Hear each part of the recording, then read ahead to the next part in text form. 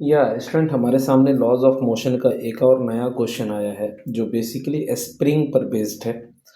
और यहाँ पर फ्रिक्शन तो कुछ नहीं है, बस स्प्रिंग पर बेस्ड ये क्वेश्चन है। तो चलिए देखिए इस क्वेश्चन को हम कैसे सॉल्व करेंगे। क्वेश्चन ये कह रहा है कि a bead of mass small m is attached to one end of a spring. कह रहा है कि यहाँ पर ये एक बीड है, और बीड मतलब एक तरह का रिंग समझ लीजिए। ये एक तरह का रिंग है जो कि बेसिकली यहाँ पर स्लाइड कर सकता है, और इस बीट का मास जो है वो स्मॉल एम है, और ये स्प्रिंग के एक एंड से जुड़ा हुआ है। ठीक है। और इस स्प्रिंग की जो नेचुरल लंबाई है, इसकी नेचुरल लंबाई जो है वो आर है। Natural length of the spring जो है, नेचुरल लेंथ ऑफ स्प्रिंग जो है वो कितना दे रखा है, कैपिटल आर दे रखा है। एंड स्प्रिंग कांस्टेंट यानी के जो दे रखा है वो कितना है, के है √3+1 into M G by R दे रखा है। ठीक। कह रहे the other end of the spring is fixed at point A, यानी दूसरा एंड यहाँ ए पर फिक्स है। यहाँ पर ये फिक्स है, ये वाला पॉइंट फिक्स है, जबकि ये बीड है तो ये मूव कर सकता है on a smooth vertical ring of radius R. और ये रिंग जो है वर्टिकली रखा हुआ है, ठीक है ना। तो वर्टिकली रखा हुआ है, ठीक, as shown in the figure R. The कह रहा है कि the normal reaction at B just after the release to move is क्या होगा। जैसे ही इसको छोड़ा जाएगा तो उसी टाइम पे नॉर्मल रिएक्शन क्या होगा वो पता करना है। तो देखिए, सबसे पहली चीज तो नॉर्मल रिएक्शन की बात करें तो अगर ये सर्कल का सेंटर है तो नॉर्मल रिएक्शन रेडियली काम करेगा। सीधी सी बात है, क्योंकि यहाँ पर अगर अपन नॉर्मल ड्रॉ करेंगे तो यहाँ पर अगर हम नॉर्मल ड्रॉ करेंगे, अगर हम इस जगह पे नॉर्मल ड्रॉ करेंगे तो नॉर्मल जाहिर सी बात है कि सेंटर से जा रहा होगा कुछ इस तरीके से।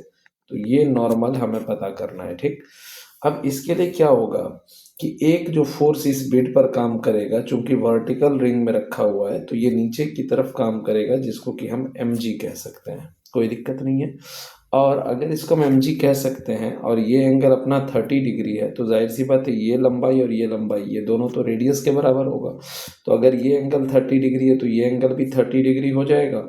और अगर हम इस एंड से इसको मिला देते हैं, इस एंड से मिला देते हैं ऐसा, तो अगर ये एंगल 30 डिग्री है तो ये पूरा एंगल 60 डिग्री आ जाएगा, क्योंकि यहाँ पर ये पूरा एंगल 90 डिग्री बनेगा। क्योंकि ये सेमी सर्कल का सरकमफेरेंस पे बनने वाला जो एंगल है, जो आप क्लास 9th में सीखे होंगे कि कोई भी सेमी सर्कल अपने सरकमफेरेंस पर 90 डिग्री का एंगल बनाता है। तो ये एंगल 90 डिग्री होगा, और उसमें से ये एंगल जो आपको यहाँ पर मिल रहा है, तो ये एंगल कितना मिल रहा है, यहाँ पर ये एंगल 30 डिग्री मिल रहा है, और ये पूरा 90 है। तो this whole angle will be, ये पूरा जो एंगल आ जाएगा ये आ जाएगा 60 डिग्री आ जाएगा। और अगर ये 60 डिग्री आ गया तो जाहिर सी बात है कि ये साइड और ये साइड इक्वल है, तो आपका ये एंगल भी 60 आ जाएगा। और जब दो एंगल 60 आया तो ट्रायंगल का तीसरा एंगल भी 60, मतलब कि ये ट्रायंगल जो यहाँ पर आपको बनता हुआ दिखेगा, ये ट्रायंगल आपको एक इक्विलेटरल ट्रायंगल बनता हुआ दिखेगा। यानी यानी कि हम ये कहेंगे कि ये अगर हमारा सेंटर है, ये हमारा नॉर्मल फोर्स है, अगर यहाँ से मिला देते हैं तो ये हमारा इक्विलेटरल ट्रायंगल बनेगा। और इक्विलेटरल ट्रायंगल के लिए यहाँ पर अगर हम एकदम परपेंडिकुलर डाउनवर्ड डायरेक्शन में एम जी को दिखाते हैं तो ये एम जी यहाँ पर आकर के 90 डिग्री पर मिलेगा। इसका मतलब है कि ये इक्विलेटरल ट्रायंगल का एक परपेंडिकुलर बाइसेक्टर हो रहा होगा। तो उस हिसाब से हम कह सकते हैं ये एंगल जो अपना आएगा 30 डिग्री आएगा। और ये फोर्स कितना है, एम जी है। तो इस एम जी का इस सेंटर की तरफ, या कह लीजिए नॉर्मल के जस्ट अपोजिट जो इधर की तरफ फोर्स आएगा, एम जी का जो ये कंपोनेंट होगा वो एम जी cos 30 के बराबर होगा। इसमें कोई दिक्कत नहीं होना चाहिए। यानी एक फोर्स जो एम जी का इस डायरेक्शन में आएगा वो कितना आएगा, इस डायरेक्शन में जो आएगा वो आएगा एम जी cos 30 डिग्री आएगा। ठीक। अब सेकेंड चीज रह गया स्प्रिंग कितना फोर्स लगा रहा होगा। ठीक है ना। तो अगर हम स्प्रिंग का देखें तो हमें सबसे पहले स्प्रिंग की लंबाई पता करनी पड़ेगी कि अभी स्प्रिंग की लंबाई कितनी है। तो ओरिजिनल लंबाई जो स्प्रिंग की है वो आर है। और अगर हम एल डैश अभी जो लंबाई है ये पता करना चाहते हैं, ये लंबाई अगर अभी अपने को पता करना है, तो इसके लिए हम क्या कर सकते हैं, यहाँ से कॉन्सेप्ट लगा सकते हैं कि ये पूरा राइट एंगल ट्रायंगल यहाँ पे दिख रहा होगा आपको, ये पूरा राइट एंगल ट्रायंगल है, और ये पूरी लंबाई 2r है। ठीक है ना।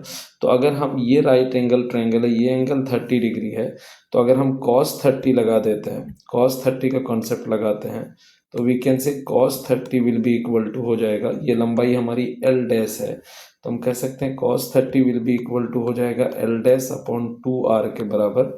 यानी हम कह सकते हैं कि L डैश या cos 30 कितना हो जाता है, तो √3/cos 30 हो जाएगा √3/2 is equal to L dash by 2R, 2 से 2 कटेगा, तो वी कैन से हमारा L डैश जो हो जाएगा, ये क्या है यहाँ पे, हमारा जो L डैश हो जाएगा वो L डैश कितने के बराबर होगा, तो L डैश हमारा हो जाएगा √3 इंटू आर के बराबर।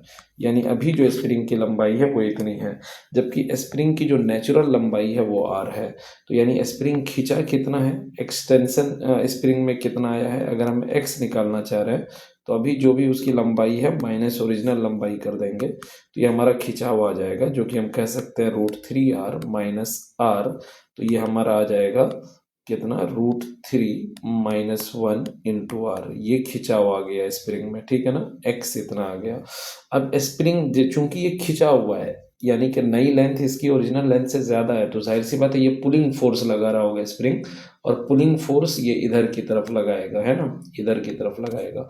और ये स्प्रिंग का कितना फोर्स होगा, तो जरा अगर आप स्प्रिंग का फोर्स निकालना चाहते हो, एफ ऑफ स्प्रिंग, तो एफ ऑफ स्प्रिंग जो हो जाएगा वो हो जाएगा k इंटू एक्स के बराबर, और इस k की वैल्यू अपने को दे रखा है कितना, √3 + 1 इंटू mg/r इंटू, अब यहाँ पर हम x की वैल्यू, तो x की वैल्यू ये डाल सकते हैं कितना, √3 - 1 इंटू आर, तो r से r कैंसिल हो जाएगा, यहाँ पर आ गया √3 + 1 और ये आ गया √3 - 1, तो इसको हम लिख सकते हैं a² - b², जो कि √3 का स्क्वायर माइनस 1 का स्क्वायर हो जाएगा। तो हम इसको यूं लिख सकते हैं, √3 का स्क्वायर माइनस 1 का स्क्वायर इंटू हमारा mg हो जाएगा, और ये हमारा √3 का स्क्वायर 3 - 1 2, ये हमारा 2 mg आ जाएगा।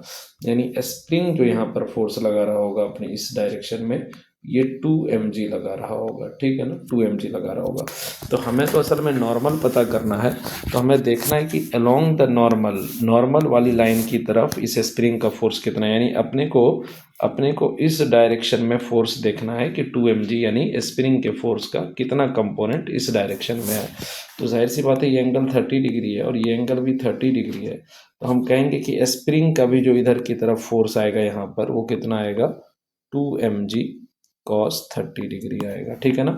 एक तो mg का एक कंपोनेंट है जो कि mg cos 30, और एक स्प्रिंग का आ गया कितना, 2 mg cos 30, क्योंकि स्प्रिंग का फोर्स 2 mg काम कर रहा है। तो हम कहेंगे कि इस डायरेक्शन में जो ये टोटल फोर्स हो गया mg cos 30 और 2 mg cos 30, तो इस डायरेक्शन में जो ये टोटल फोर्स आ जाएगा इस डायरेक्शन में सेंटर की तरफ, दैट इज 3 mg cos 30 आ जाएगा, ठीक है ना। और यही 3 mg cos 30 के जस्ट अपोजिट में नॉर्मल काम कर रहा है, तो we can say what, we can say this normal will be equal to 3 mg cos 30 हो जाएगा, और हम कह सकते हैं ये हो जाएगा 3 mg into cos 30 is what, cos 30 is √3/2, और हमारा आंसर आ जाएगा 3√3 mg/2।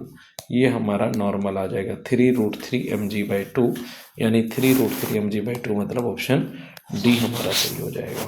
Thank you so much.